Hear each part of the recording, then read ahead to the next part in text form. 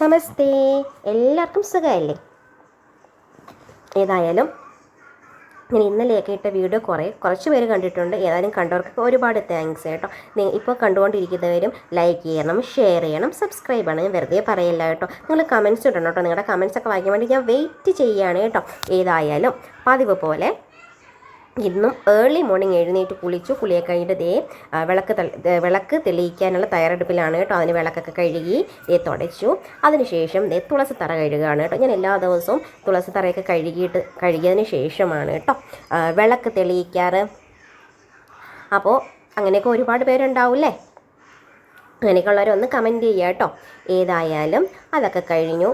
പിന്നെ ഇത് കണ്ടില്ല, ഇത് മാർബിൾ തുളസി തറയാണ് കേട്ടോ. ഞാൻ 2 എണ്ണം വാങ്ങിച്ചതാണ്. ഇനി എനിക്ക് 2 എണ്ണം മേടിക്കണം എന്നുണ്ട്. വരട്ടെ, മേടിക്കാമെന്ന് കരുതിയിരിക്കുകയാണ് കേട്ടോ. ഏതായാലും വിളക്കൊക്കെ തെളിയിച്ചു, നാമചൊല്ലലൊക്കെ കഴിഞ്ഞു. പിന്നെ ഞങ്ങൾ മോർണിംഗ് വാക്കിന് ഇറങ്ങി കേട്ടോ.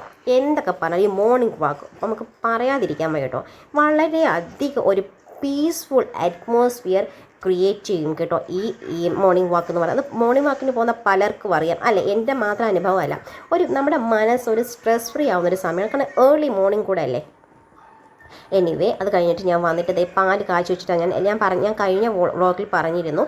ഞാൻ പാലൊക്കെ കാച്ചി വെച്ചിട്ടാണ് കേട്ടോ വരുന്നതോടെ ഞങ്ങൾക്ക് എല്ലാവർക്കും ഒരു ഗ്ലാസ് ചായയോ കോഫിയോ എന്തെങ്കിലും കുടിച്ചേ പറ്റുള്ളൂ കേട്ടോ. പാലോ എന്തെങ്കിലും ഞങ്ങൾ വന്നുടനെ കുടിക്കും കേട്ടോ. അതുകൊണ്ട് തിളപ്പിച്ച് വെച്ചിട്ട് പോയാൽ കുഴപ്പമില്ലല്ലോ. പിന്നെ വന്നിട്ട് ഞാൻ അരിയൊക്കെ ഇട്ടു കേട്ടോ. അത് പറഞ്ഞപ്പോഴാണ് ഇന്ന് പുട്ടുണ്ടാക്കാമെന്ന് വെച്ചിട്ടാണ് പോയത്. അപ്പം ഞാൻ കരുതി പഴം ഉണ്ട് എന്നായിരുന്നു എൻ്റെ ഒരു ചിന്ത. പക്ഷേ വന്നപ്പോൾ നോക്കിയപ്പോൾ പഴമില്ല കേട്ടോ. നിങ്ങൾക്ക് പുട്ടിൻ്റെ കൂടെ ഏതാ ഇഷ്ടം? പുട്ടിൻ്റെ കൂടെ പഴമാണോ ഇഷ്ടം? അതേ ഏത്തപ്പഴമാണോ ഇഷ്ടം? പിന്നെ അതല്ലെങ്കിൽ കടലക്കറിയാണോ? അതോ പിന്നെ ഞാൻ ചില സമയത്ത് തീയലുണ്ടാകും കേട്ടോ, മുളക് തീയൽ, അങ്ങനെ കിഴങ്ങൊക്കെ ഇട്ടിട്ട് അതാണോ ഇഷ്ടം? നിങ്ങൾക്ക് ഏതാണ് ഇഷ്ടം? എനിക്ക് ഏതായാലും പ്രശ്നമില്ല. പക്ഷേ എനിക്ക് പുട്ടിനോട് വലിയൊരു താല്പര്യമില്ല കേട്ടോ. പക്ഷേ എനിക്ക് പുട്ടും പാലും നെയ്യും പഞ്ചസാര ഇട്ട് കഴിക്കുന്നത് ഭയങ്കര ഇഷ്ടം കേട്ടോ. നല്ല ഇഷ്ടമാണേ.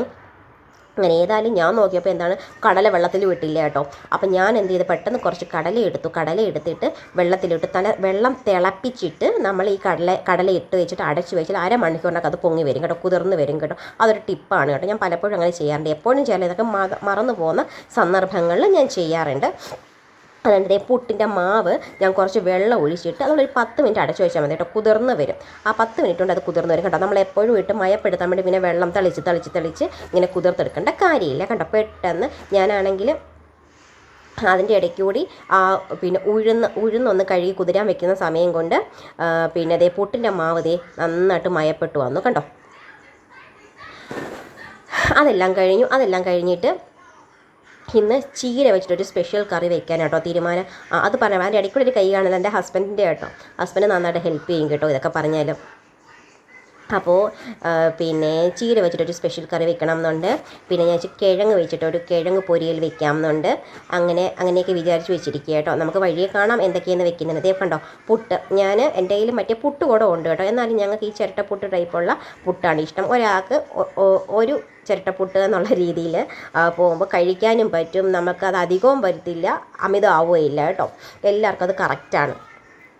അങ്ങനെ പുട്ടൊക്കെ വെച്ചു. അതിൻ്റെ ഇടയിൽ ഞാൻ പറഞ്ഞ ചീരയുടെ സ്പെഷ്യൽ കറി, അതിന് വേണ്ടിയിട്ടുള്ള പാൻ വെച്ചു, എണ്ണ ഒഴിച്ചു. ഇനിതാ കുറച്ചെണ്ണ മതി, വളരെ കുറച്ചെണ്ണ മതി കേട്ടോ അതിന്. പിന്നെ അതാണ് അതിൻ്റെ വേറൊരു ബെനിഫിറ്റ്. ഏതായാലും ചീര ഇടാൻ പോവുക കേട്ടോ. അങ്ങനെ ചീര ഞാനാണെങ്കിൽ മെനഞ്ഞാന്ന് പുറത്ത് പോയെന്ന് ഒരു വീഡിയോ ഇട്ടിരുന്നല്ലോ, അത് കണ്ടവർക്കറിയാം. അപ്പോൾ വരുന്ന വഴിക്ക് പച്ച ചീരയും ചുമന്ന ചീരയും വിൽക്കുന്നുണ്ടായിരുന്നു കേട്ടോ. അപ്പോൾ ഞങ്ങൾ രണ്ടും ഓരോ കെട്ട് വാങ്ങിച്ചു. ഒരു കെട്ടിന് 30 രൂപയായിരുന്നു, അങ്ങനെ 60 രൂപ, അങ്ങനെ 2 കെട്ട് വാങ്ങിച്ചു കേട്ടോ.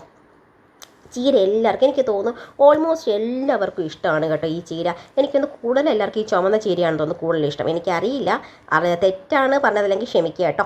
ഏതായാലും പച്ചമുളകൊന്നും ഞാനൊക്കെ ഇങ്ങനെ കേട്ടോ അരിയുക. ഞാൻ കൂടുതലും ഈ കട്ടിംഗ് ബോർഡൊന്നും ഉപയോഗിക്കാറില്ല. കൂടുതലും ഇങ്ങനെയാണ് കേട്ടോ ഞാൻ അരിഞ്ഞിടുക. പണ്ടത്തെ ഉള്ള ആൾക്കാർ അങ്ങനെയല്ലേ ചെയ്യുക. കാരണം എൻ്റെ വീട്ടിലൊക്കെ അങ്ങനെ ചെയ്യുന്നത് ഞാൻ അത് കണ്ട് എനിക്കതൊരു ശീലമായി മാറിയത് കേട്ടോ. പക്ഷെ ഒരു കാര്യമുണ്ട്, കയ്യിൽ ഫിംഗർ ക്യാപ്പ് ഇട്ടില്ലെങ്കിലും ഈ കട്ടിംഗ് ബോർഡ് ഉപയോഗിച്ചില്ലെങ്കിലും നമ്മുടെ കയ്യിൽ പെട്ടെന്ന് ഈ വരയും കുറിയൊക്കെ വീഴും കേട്ടോ. എൻ്റെ കയ്യിൽ അങ്ങനെയൊക്കെ ഉണ്ട് കേട്ടോ. പിന്നെ അത് പെട്ടെന്നങ്ങ് മാറും, അത് വേറൊരു കാര്യം. എനിക്ക് തോന്നുന്നു ഇങ്ങനെ എനിക്ക് ചെയ്ത് ശീലമായത് കൊണ്ടായിരിക്കും എനിക്ക് ഇതാണ് കേട്ടോ എളുപ്പം. ഏതായാലും നമ്മുടെ പുട്ടിന് ആവി വന്നിട്ടുണ്ട്, പുട്ട് വെന്തിട്ടുമുണ്ട് കേട്ടോ. കണ്ടില്ലേ, അങ്ങനെ നമ്മുടെ പുട്ട് വെന്തു. ഇനി നമ്മുടെ കടല, ഞാൻ പറഞ്ഞില്ലേ ഈ സമയം കൊണ്ട് കടല അവിടെ കുതിർന്ന് വരുന്നുണ്ടാവും, അത് ഉറപ്പാണ് കേട്ടോ. ആ ഒരു ഷുവർട്ടി എനിക്കുണ്ട്. ഏതായാലും ദേ കണ്ടോ, ഇതാണ് നമ്മുടെ ചീരയ്ക്കുള്ള അരപ്പ് കേട്ടോ. ചീര സ്പെഷ്യൽ കറിക്കുള്ള അരപ്പാണിത് കേട്ടോ. ആ ചീര നമ്മൾ സാധാരണ ചീര തോരൻ വയ്ക്കുമ്പോൾ നമ്മൾ ജസ്റ്റ് അതിൻ്റെ വെള്ളം വറ്റിച്ച് കളയല് ചെയ്യുക. വെള്ളം അങ്ങനെ മാക്സിമം ഒഴിക്കാറില്ലല്ലോ. പക്ഷേ ഈ കറിക്ക് നമ്മൾ വെള്ളം ഒഴിച്ച് കുറച്ച് വേവിക്കണം കേട്ടോ. എന്നിട്ട് ഈ കറി ഉണ്ടാക്കാൻ പാടുള്ളൂ കണ്ടോ. എന്നിട്ട് നമ്മളിത് ഈ അരപ്പ് ഒഴിച്ചു. ഇത്രയേ ഉള്ളൂ, നല്ല എളുപ്പമാണ് കേട്ടോ. ഇനി നിങ്ങൾ ചോദിക്കും എണ്ണ മാത്രമല്ലേ ഒഴിച്ചുള്ളൂ, കടുക് പൊട്ടിച്ചില്ലല്ലോ എന്ന്. കടുക് ഇനി പിന്നെ അവസാനമാണ് താളിച്ചിടേണ്ടത്. അതാണ് നല്ല ടേസ്റ്റുള്ളൊരു കറി കേട്ടോ. എനിക്ക് തോന്നുന്നു ഇത് മാത്രം മതി എന്ന് തോന്നുന്നു കേട്ടോ. ചോറിൻ്റെ കൂടെ കഴിക്കാൻ കുട്ടികൾക്കൊക്കെ നന്നായിട്ട് ഇഷ്ടപ്പെടും. വലിയ എരിവൊന്നും കരിവൊന്നും ഇല്ല കേട്ടോ.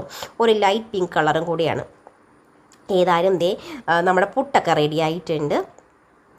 ഇതിൻ്റെ ഇടയിൽ നമ്മുടെ എന്താണ് പറയുക, ഞാനാണെങ്കിൽ ഇതെന്താണാവോ ഇതിൻ്റെ ഇടയ്ക്കൂടെ ഞാൻ കാണിക്കുന്നത് ചിന്തിച്ചുകൊണ്ടിരിക്കുകയായിരുന്നു കേട്ടോ.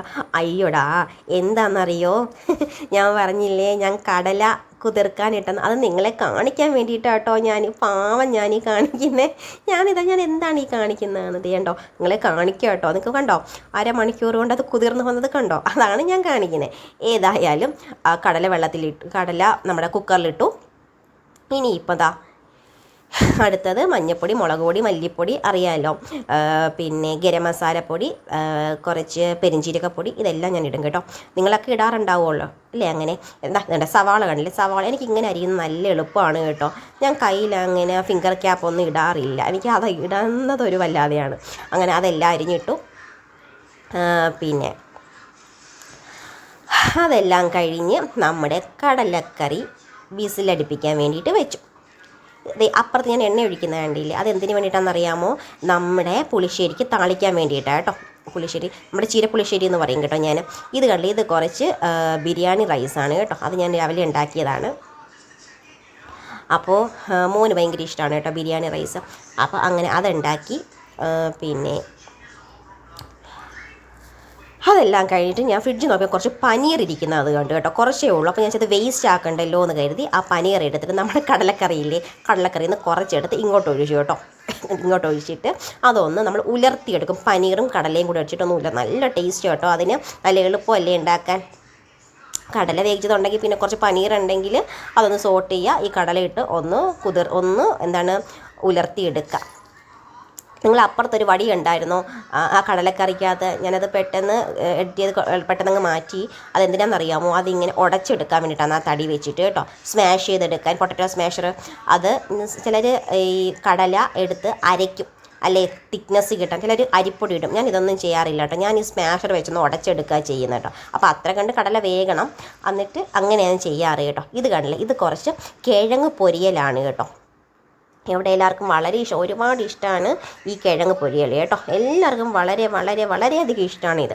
അപ്പോൾ ഇത് ഇടയ്ക്കിടയ്ക്ക് ഉണ്ടാക്കാറുണ്ട് കേട്ടോ. കുറച്ച് പാട് ഇതിങ്ങനെ വരട്ടി എടുക്കണം, എന്നാലാണ് അതിന് ടേസ്റ്റ് കേട്ടോ. നമ്മൾ മെനക്കെട്ട് നിന്ന് വരട്ടി എടുക്കണം, കുറച്ച് സമയം എടുക്കും കേട്ടോ. എന്നാലും നിങ്ങളൊക്കെ കിഴങ്ങ് പൊരിയൽ വെക്കുന്നതായിരിക്കും, എങ്കിലും ഞാൻ പറയുകയാണ് കേട്ടോ. ഇത് കണ്ടില്ല, അത് മുളക്, ഇത് ഉപ്പിലിട്ട മുളകാട്ടോ.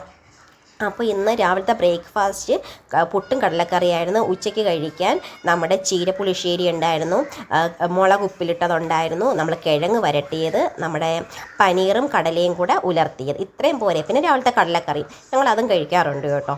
പുട്ടിൻ്റെ കൂടെ വയ്ക്കുന്ന കടലക്കറി നമ്മൾ ഉച്ചയ്ക്കും കഴിക്കുന്നത്. അപ്പളം, ഇത് പപ്പടം അല്ല കേട്ടോ, ഇത് അപ്പളമാണ് കേട്ടോ. ഇത്രയും തന്നെ പോരെ.